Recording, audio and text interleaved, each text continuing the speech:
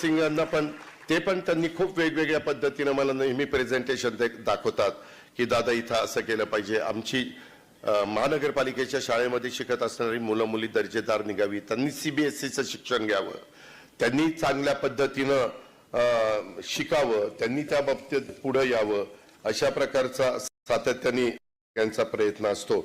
आणि नेहमीच आम्ही सगळ्यांनीच आपल्या महानगरपालिकेमध्ये चांगले अधिकारी आणण्याचा प्रयत्न केला.